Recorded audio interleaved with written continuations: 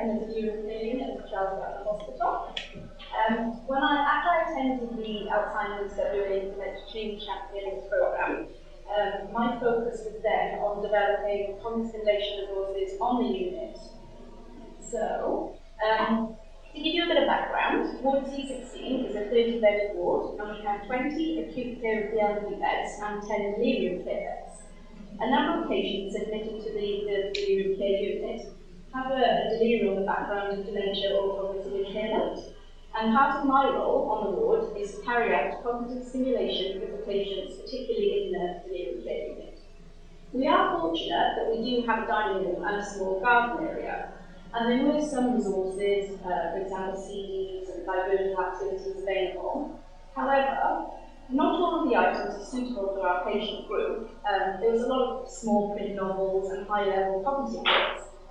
As you can see, the environment was cluttered with hospital equipment, and there was no real organisation to the resources. The space was underutilised by the patients and visitors, who were unsure if they were actually allowed to enter the room. So, as a dementia change champion, my focus became the dining room environment and the resources. And the aim was to develop a variety of resources that promote orientation, cognitive stimulation, and meaningful engagement, and are accessible to the patients, visitors, and staff, and secondly, to make the environment more welcoming.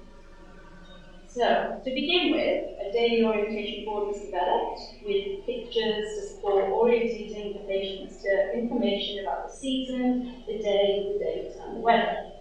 And then a second themed orientation board was developed, and that is changed monthly, and it's used to highlight events such as Mother's Day or the AFL Grand Final. So that has pictures and information with interesting facts about why we celebrate these events. And I run breakfast and lunch groups in the dining room with the patients, and these themed boards are often used as conversation topics and for reminiscence, and also as a point of interest for patients who are walking around the ward. So, on Ward C16, we're committed to person-centred care and improving the patient journey. The Carer Satisfaction Survey to improve services was recently completed as part of the continuing cognitive impairment project within Charles Gairdner and Osborne Park hospitals. And on admission to the ward, a carer's information pack is given to families, and a sunflower tour is also completed with the patient, their family, and carers to support the provision of person-centred care. It provides staff with information such as patients' preferred name, their likes, dislikes, and interests. And then this information is also used to guide cognitive stimulation. So when developing cognitive stimulation resources for patients, the aim is to get patients active and engaged and encourage participation in regularly enjoyed activities. Due to the acute nature of the patients, their acuity and comorbidities, activities are carried out for short periods, so we tend to do things little and often, and either in one-to-one or in small groups.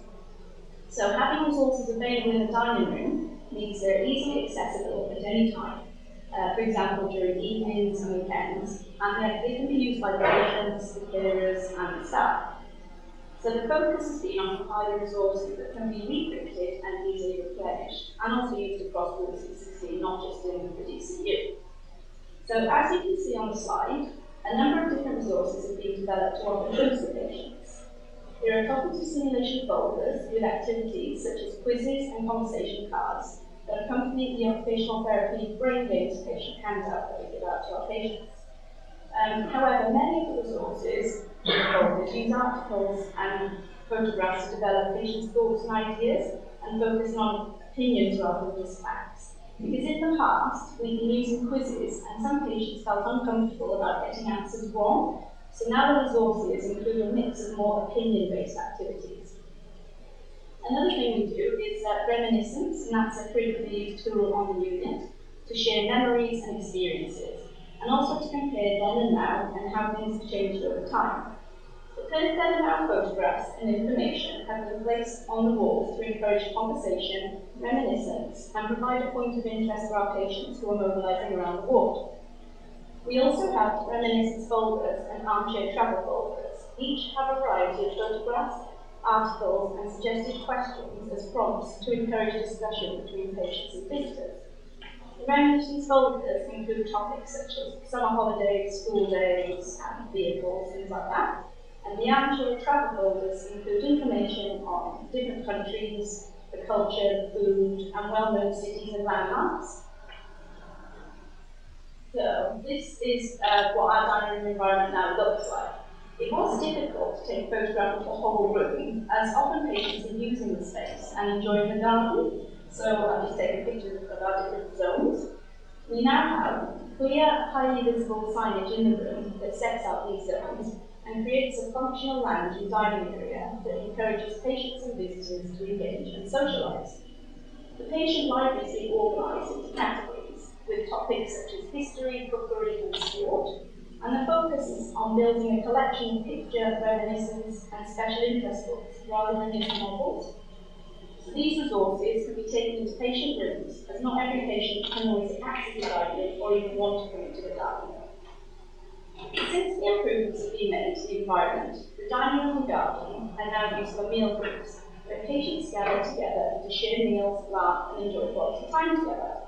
The period before and after lunch is often used as a time for patients and staff to get to know each other through using conversation cards and reminiscing to share stories. The dining tables can be moved around and separated to suit the patient needs. Sometimes we have patients who prefer a quieter lunch, so like to sit away from the main table, which can get quite rowdy with all the chatting and singing. With each new patient admitted to the ward, come new ideas for activities, and patients and their families often give feedback and suggestions of the things they've enjoyed or like to see. We are continually learning from our patients, their families and carers, and are always keen to develop resources to support opportunities for cognitive stimulation and meaningful engagement on the ward.